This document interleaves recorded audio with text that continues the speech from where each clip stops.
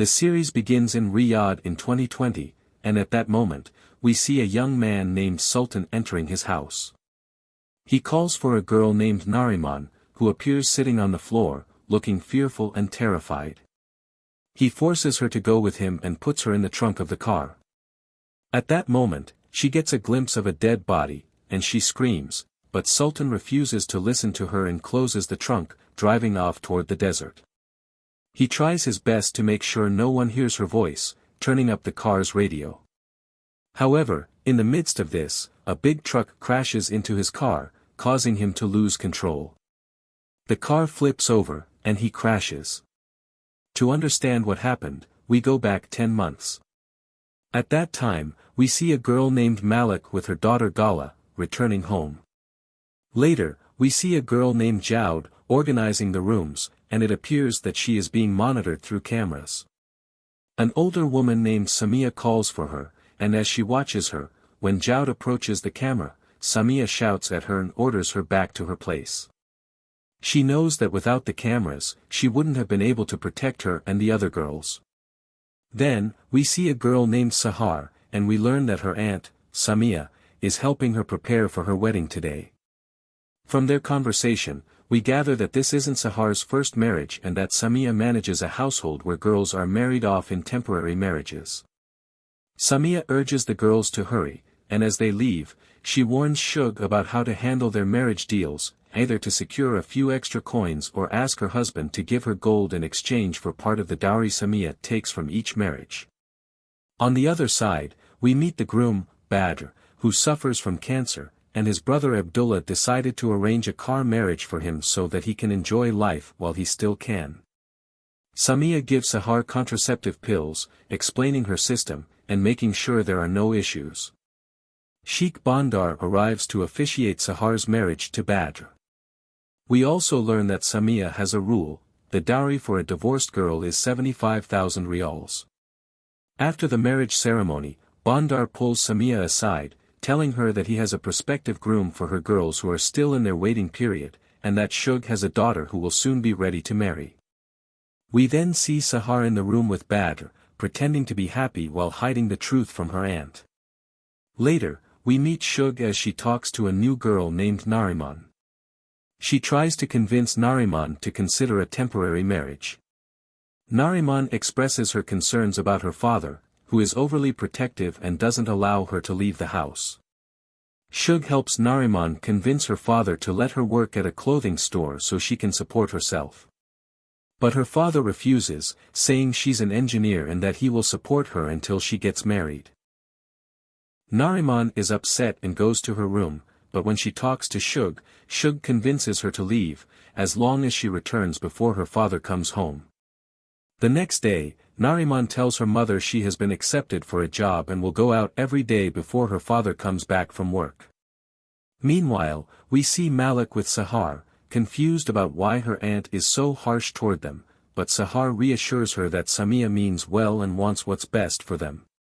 If Malik wants to see Badr and check on him, she can go with her. The next day, we meet Sultan, the groom brought by Bandar. Samia tells him that Nariman is marrying secretly behind her family's back. Nariman works with him from 10 a.m. to 7 p.m. and is never allowed to stay out overnight. Sultan agrees to the arrangement. The Sultan asks to meet her tomorrow, and the next day, Nariman sits with Sultan, who asks her to uncover her hair, as it is a husband's right to see his wife in a private setting. She lets him see her hair, and Sultan is amazed by her beauty. He gives half of the dowry to Samia and agrees with the marriage registrar. 6 years ago, we see Malik cleaning the house, and we learn that her husband has died. She gave birth to a daughter, and of course, her presence bothers her brother, Ibra. He decides to take the girl and give her to their family while his sister gets married instead of staying at home. At that moment, Malik overhears their conversation, so she grabs her daughter and runs away. Meanwhile, Sultan is finalizing his marriage contract with Nariman, but police are seen standing in front of the house. Nariman quickly runs to her aunt and stays there. Sultan then takes Bandar with him to his house, and Nariman enters the room with shock, feeling very scared. Samia takes the money and hides it in a safe before placing the flash drives in a box in the kitchen, away from sight. However, the police arrive at their neighbor Wafa's house, and she appears with her children. Her ex-husband, Mazen, takes them by force as per a court order. She screams, begging to return her children, and Malik, heartbroken, tells Wafa that she endured humiliation for her children. Malik is in tears over their situation. After Samia confirms the police have left, she informs Nariman, who refuses to continue and asks her to return home. Sultan decides to leave and return the next day since his condition worsened. At night, Malik sits with Sahar and tells her Wafa's story. Malik fears that one day her husband's family will find out where she is and take her daughter, just like Wafa's case. She realizes she is not like Shak, who only cares about money, nor like her, who grew up with her aunt and got used to her lifestyle, nor like Judd, whose life ended when she became a servant in the house. Malik agreed to stay in this house to take care of her daughter, but she plans to leave as soon as she finds an opportunity. Shak then starts showing Samia photos of girls on Instagram, advising her to choose poor girls to manipulate them. Shak reassures her, mentioning that she has installed a program that prevents anyone from contacting her. Later, Badr leaves the hospital and meets with Sahar, apologizing for not informing her that he was coming and asking if she would like him to leave so as not to pressure her. Moments later, Shak calls Nariman, telling her that she has slept too long and needs to come the next day. Nariman will regret it if Samia disappears. She also reminds Nariman that she is married. The following day, Nariman arrives, and Samia scolds her for being late. She learns that Sultan is waiting in the room. Before leaving, Nariman considers taking her remaining dowry so that they don't think they tricked her. She enters the room and sees Sultan, who tells her she is very beautiful, then leaves to bring her the clothes he bought for her. 9 years ago, we see Samia attending her sister's funeral, and we learn that since her husband passed away, money has been playing a big role in her decisions. She tells her mother that the girl she loved has died, and from now on, she will take Sahar with her. At the moment, we see Sahar having lunch with Badr. He asks about her first marriage, and she reveals that she was married off at the age of 14 to an old man who was 50, a memory that haunts her. Badr holds her hand and tells her that he considers himself the first in her life and that his only dream is to get her out of that house. Meanwhile, while Nariman enjoys her time with Sultan, we see her mother worried about her, afraid her father will return and not find her at home. When Nariman returns, her mother screams at her for being late and expresses that she is afraid someone will meet her father and tell him what's going on. But Nariman tells her that she must accept reality, that she is working now, and she no longer cares whether her father knows or not. Days go by, and Sultan starts falling in love with Nariman. Meanwhile, Badr feels his life is complete with Sahar to the point that he surprises her on her birthday to show her how much he loves her. A few days later, we see Badr telling his brother that he no longer wants to take treatment and wants to marry Sahar officially and bring her to live with them. But his brother, Abdul, tells him that he can never marry a girl like her, only as a pleasure for him, not as his wife and the mother of his children. At the same time, Sahar is in the mall with Shak, choosing a watch as a gift for Badr. Shak upsets her, telling her that Badr should be the one to buy it for her. She asks if she loves him, and Sahar answers that she needs someone who loves her and cares for her like he does, someone who truly cares for her without expecting anything in return. Later, they leave the mall and ride in the car with Malik and Gala, singing and trying to release their negative energy. However, the shock comes when Sahar returns home, and her mother starts criticizing her for wanting a divorce. This is the real shock for her. 6 years ago, we see Samia talking to Hassan, Judd's husband, about divorcing her, as he violated the agreement between them, and the best thing is to ask Judd. If she agrees, he must divorce her. Hassan takes her hand and tells her that he loves her and is willing to divorce his wife and stay away from his children for her. Although Judd loves him, she agrees with Samia's opinion and asks him for the divorce. Afterward, Samia meets Hassan's wife, Safia, and learns that her husband has married another woman. She watches photos of them together and is surprised by Safia's response. Safia tells her that the Sharia permits up to 4 wives, and as long as he married her lawfully, she has no problem with it. Samia then listens to an audio recording of Hassan saying that he no longer needs her, nor the children, and that's why she visits Safia and learns that she was just a fling in Hassan's life. In the end, he will return to his house and children, and it would be better for her to return to her original work and look for another man instead of her husband. She throws a bottle of hot water in her face and runs away. After that, she visits Sami at her house. It appears that she knows Maha, the wrongdoer. She talks to her, but when she learns that Maha intends to return her children, she receives her in her home and sits with her, telling her her story. In the beginning of her marriage, Mazen treated her very well, but since she had children, he started to beat her and mistreat her. She endured it for the sake of her children, but her patience ran out. When she asked for a divorce, he asked her to give up everything, even custody of her children. She had to take them and leave, shocked when she saw him in front of her and how he managed to find her. Sami reassures her and tells her she will try and manage to bring back her children. Then Sami visits Bandar, and they learn that Shuk found a beautiful bride for him. But the most important thing is to get rid of Malek and find her a groom. Bandar asks about the bride, and Sami tells him about Wafa, mentioning that half of her is foreign and that he will be very attracted to her. However, her dowry is expensive, and she is waiting to fulfill her promise to Wafa and return her children to her so she can control her and make her agree to her demands. It becomes clear that Bandar likes her and admires her, and he wishes to start a relationship with her. Later, Sahar appears, and she is looking at the watch that she bought for Badr. She is very upset. Malek tries to console her, trying to understand what is bothering her. Sahar explains that she is not upset about Badr divorcing her, because it would have happened eventually, but he promised her that he would stay with her and protect her. He broke his promise and decided to distance himself. Malek tells her that he couldn't face his family, and no sane man would agree to marry one of Sami's daughters. The next day, Sami brings in a new girl for the job. As soon as she sees her, Sami likes her a lot and takes Shuk to give her her commission. Sami can't stand seeing what happens and that another girl will be harmed because of them. She feels the urge to run away and tells her everything. Unfortunately, Sami sees this on the cameras. She reconciles with Jude and scolds her, calling her an orphan raised in shelters, blaming herself for letting her into her house. Jude reacts fiercely and screams at her, saying she had told her the truth, that the house is like a grave for her, that once you enter it, you can't leave, and that Sami only cares about selling them cheaply. Those who try to escape will meet a tragic end like what happened to her. Unfortunately, Gala overhears every word.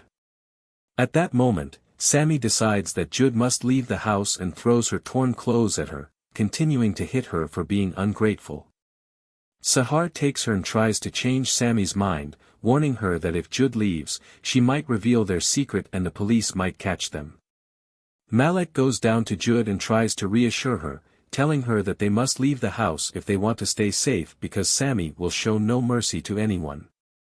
Sahar tells her that the house is better than being thrown on the streets. 6 years ago, we see Shuk working as a cleaner in a beauty salon.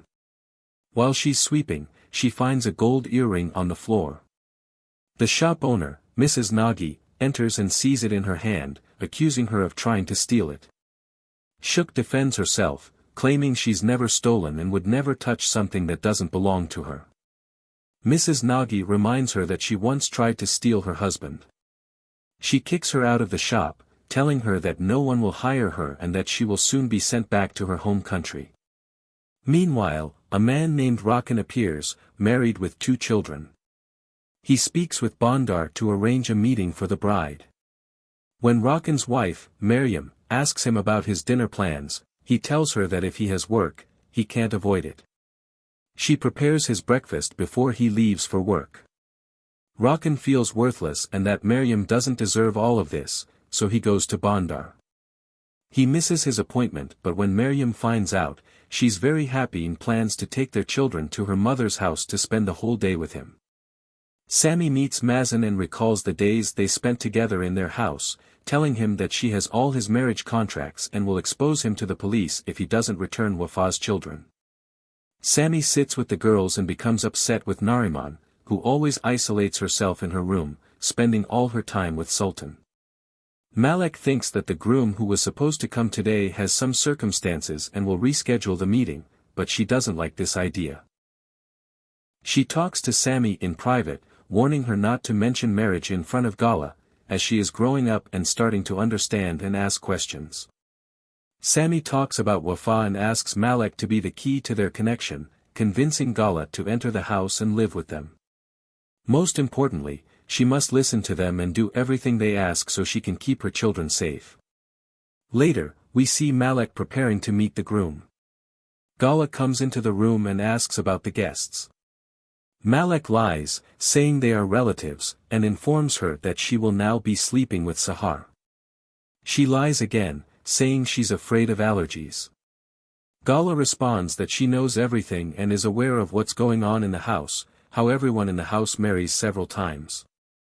Gala tells her that she's grown up, seen a lot, and understands everything. At that moment, Malek sits with Sahar and tells her that she's in trouble because Gala knows everything without anyone saying a word. She's afraid that one day Gala might despise or hate her. The next day, Rakan marries Malek, and Sammy watches through the cameras. Wafa wakes up in the middle of the night, having managed to bring back her children, and sends Malek a message to flee with her children to a place no one knows about. She assures Malek that she would never sell herself, as doing so would mean losing herself and her children. The next day, Malek listens to Wafa's message and doesn't show any reaction. She tells Malek she was sure Wafa would do this from the moment she returned her children to her arms, as she doesn't resemble them. Malek goes back to her room, apologizing to Rakan for leaving without informing him. He tells her that due to circumstances, he can only visit her twice a week. He gives her money in case she needs anything. Sammy visits Bandar and tells him to forget about Wafa because she has already taken her children and disappeared. No one knows where she is. Sammy also tells Bandar she needs to buy the villa at the end of the street that's up for sale and promises him a commission. 9 years ago, we see Sahar, who's still young, talking to her aunt and telling her that she doesn't want to go back to her room. It turns out she's married to a man who's 50 years old. Sammy advises her to be wise, saying that he's her husband and she must listen to him, but Sahar replies that she doesn't care about anyone but herself, and all she wants is for Sammy to make her drink from the same cup she drank from.